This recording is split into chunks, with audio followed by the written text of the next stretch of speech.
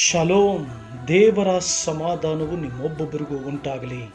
ಕ್ರಿಸ್ತನಲ್ಲಿ ಅತಿ ಶ್ರೇಷ್ಠರು, ಉನ್ನತರು, ದಿವ್ಯ ಮಹಿಮೆಯನ್ನು ಹೊಂದುವುದಕ್ಕಾಗಿ ಕಾಯುತ್ತಿರುವಂಥ ಎಲ್ಲ ದೇವ ಜನರೇ, ಈ ದಿನ ಮುಂಜಾನೆ ಕೀರ್ತನೆ 37ನೇ ಕೀರ್ತನೆ 7ನೇ ವಚನವನ್ನು ನಾವು ನೋಡುವಾಗ ಅದರಲ್ಲಿ ಈ ರೀತಿ ಬರೆದಿದೆ: ಯೆಹೋವನ ಸನ್ನಿಧಿಯಲ್ಲಿ ಶಾಂತನಾಗಿ ಆತನಿಗೋಸ್ಕರ ಕಾದಿರು, ಕುಯುಕ್ತಿಗಳನ್ನು ನೆರವೇರಿಸಿಕೊಂಡು ಅಭಿವೃದ್ಧಿ ಹೊಂದುವವನನ್ನು ನೋಡಿ ಹೊರೆಗೊಳ್ಳಬೇಡ. ಪ್ರಿಯ ದೇವರ ಮಕ್ಕಳ, ಎಷ್ಟೋ ಸಾರಿ ನಾವು ವಿಶ್ರಾಂತಿ ಇಲ್ಲದೆ ನಮ್ಮ ಜೀವಮಾನಗಳಲ್ಲಿ ನಾವು ಜೀವಿಸ್ತಾ ಇರ್ತೇವೆ. ಪ್ರತಿನಿತ್ಯ ಜೀವಿತದಲ್ಲಿ ಎಷ್ಟೋ ಸಾರಿ ದಿನದ ಆ 24 ಗಂಟೆಗಳಲ್ಲಿ ನಾವು ವಿಶ್ರಾಂತಿಯಾಗಿ ಜೀವಿಸುವಂಥದ್ದು ಬಹಳ ಕಡಿಮೆ. ಪ್ರಿಯ ದೇವರ ಮಕ್ಕಳೇ, ದೇವರು ನಮಗೆ ಕೊಟ್ಟಿರುವಂಥ ಈ ಜೀವಿತ ಕಾಲದಲ್ಲಿ ಅನೇಕ ಶ್ರಮೆಗಳು, ಸಂಕಟಗಳು, ಹೋರಾಟಗಳು ಇದ್ದಿದ್ದೆ, ಅದು ಸರ್ವಸಾಮಾನ್ಯವೇ. ಆದರೆ ಕೆಲವು ಸಾರಿ ನಾವು ವಿಶ್ರಾಂತಿಯನ್ನು ಕಳ್ಕೊಳ್ತೇವೆ. ದೇವರಲ್ಲಿ ವಿಶ್ರಾಂತಿ ಹೊಂದುವ ಬದಲು ವಿಶ್ರಾಂತಿ ಇಲ್ಲದೆ ಜೀವಿಸ್ತೇವೆ. ಕಾರಣ ಏನಂತ ನೋಡುವಾಗ, ನಮಗಿಂತ ಗುಣಗಳಲ್ಲಿ ಸರಿ ಇಲ್ಲದೆ ಇರುವಂಥವರು, ಒಳ್ಳೆಯದನ್ನು ಮಾಡದೇ ಇರುವಂಥವರು, ದುಷ್ಕೃತ್ಯಗಳಲ್ಲಿ ಪಾಲುಗಾರರು, ಮಾತ್ರವಲ್ಲದೆ ನ್ಯಾಯವನ್ನು ಆಚರಿಸದೆ ಅನ್ಯಾಯದಲ್ಲೇ ಇರುವಂಥವರು ಯಾವಾಗಲೂ ಕೂಡ ಅಭಿವೃದ್ಧಿ ಆಗ್ತಲೇ ಇರ್ತಾರೆ, ಮುಂದೆ ಬರ್ತಲೇ ಇರ್ತಾರೆ, ಪ್ರಮೋಷನ್ಸ್ಗಳನ್ನ ತೆಗೆದುಕೊಳ್ತಲೇ ಇರ್ತಾರೆ. ಮಾತ್ರವಲ್ಲದೆ ನಮ್ಮ ಜೊತೆ ಕೆಲಸ ಮಾಡುವಂಥವರು ಸೋಮವಾರಿಗಳಾಗಿ ಕೂತ್ಕೊಂಡವರು, ಕೆಲಸ ಸರಿಯಾದ ರೀತಿಯಲ್ಲಿ ಮಾಡದೆ, ಯಜಮಾನರಿದ್ದಾಗ ಒಂದು ರೀತಿ, ಯಜಮಾನರಿಲ್ಲದೆ ಇರುವಾಗ ಒಂದು ರೀತಿ ಕೆಲಸ ಮಾಡುವಂಥವರು, ಅವರಿಗೆ ಪ್ರಮೋಷನ್ಗಳು ಸಿಗ್ತಾ ಇರುತ್ತೆ, ಅವರಿಗೆ ಸಂಬಳಗಳು ಜಾಸ್ತಿ ಆಗ್ತಾ ಇರುತ್ತೆ. ಇದನ್ನೆಲ್ಲ ನೋಡುವಾಗ ನಾವು ಕುಂದಿ ಹೋಗ್ತೇವೆ. ಇವೆಲ್ಲ ನೋಡುವಾಗ ಬಹಳ ಬೇಸರವಾಗ್ತೇವೆ. ಇವೆಲ್ಲ ನೋಡುವಾಗ ಬಹಳ ಕುಂದಿ ಹೋಗಿ, ಕುಗ್ಗಿ ಹೋಗಿ, ಮುರಿಯಲ್ಪಟ್ಟು, ದೇವರೇ, ನಾನು ಎಷ್ಟು ನಿನಗೆ ಜೀವಿಸ್ತೇನೆ, ನಿನ್ನನ್ನು ಪ್ರೀತಿಸ್ತಾ ಇದ್ದೇನೆ, ನಿನ್ನನ್ನು ಆರಾಧಿಸ್ತಾ ಇದ್ದೇನೆ, ಆದರೆ ನನ್ನ ಜೀವಿತದಲ್ಲಿ ಯಾವುದು ಸರಿಯಾದ ರೀತಿಯಲ್ಲಿ ನಡೀತಾ ಇಲ್ಲ ಅಂತ ಹೇಳಿ ವಿಶ್ರಾಂತಿಯನ್ನು ಕಳ್ಕೊಂಡು ಜೀವಿಸ್ತೇವೆ. ಪ್ರಿಯ ದೇವರ ಮಕ್ಕಳೇ, ರಾಹೇಲನ್ನು ಒಂದು ಸಾರಿ ನೋಡ್ರಿ, ಆಕೆಯನ್ನು ಗಮನಿಸಿ ನೋಡ್ರಿ. ಆಕೆ ತನ್ನ ಅಕ್ಕನಿಗೆ ಮಕ್ಕಳಾಗ್ತಾ ಇದ್ದದ್ದನ್ನು ನೋಡ್ತಾ ಇದ್ದಂಥ ರಾಹೇಲಳು ಹೊಟ್ಟೆ ಕಿಚ್ಚು ಪಟ್ಲು ಎಂಬುದಾಗಿ ಆದಿಕಾಂಡದಲ್ಲಿ ಬರೆದಿದೆ. ಆಕೆಗೆ ಏನು ಮಾಡಲಿಕ್ಕೂ ಆಗಲಿಲ್ಲ.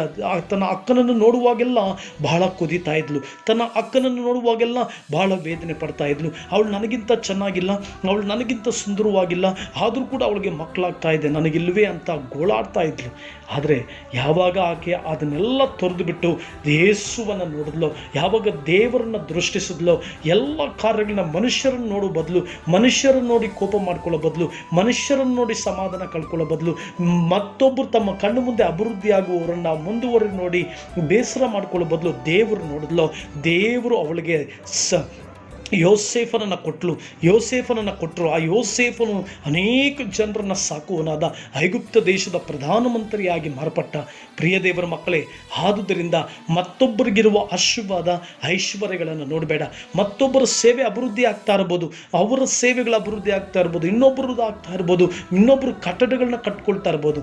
ನೀನು ಅದನ್ನು ನೋಡಿ ಬೇಸರ ಆಗಬೇಡ, ನೀನು ಅವರನ್ನು ನೋಡಿ ಕಂಗಾಲಾಗಬೇಡ.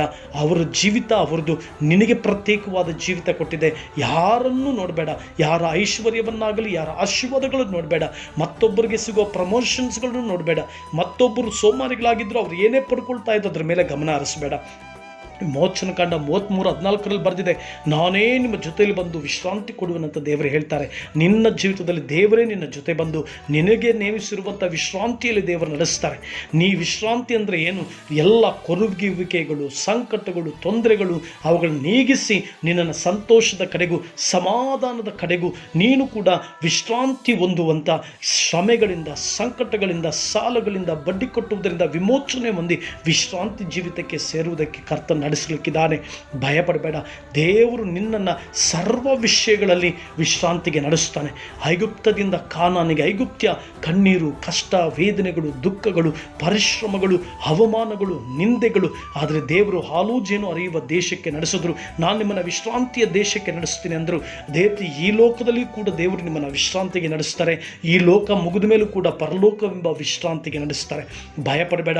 ಈ ಲೋಕದಲ್ಲಿಯೂ ದೇವರು ಶ್ರಮೆಗಳ ಮಧ್ಯದಲ್ಲಿ, ದುಃಖಗಳ ಮಧ್ಯದಲ್ಲಿ, ಕಷ್ಟಗಳ ಮಧ್ಯದಲ್ಲಿ, ಕಣ್ಣೀರುಗಳ ಮಧ್ಯದಲ್ಲಿ ವಿಶ್ರಾಂತಿ ಕೊಟ್ಟು ಪರಲೋಕವೆಂಬ ಆ ವಿಶ್ರಾಂತಿ ಕಡೆಗೂ ನಡೆಸ್ತಾನೆ.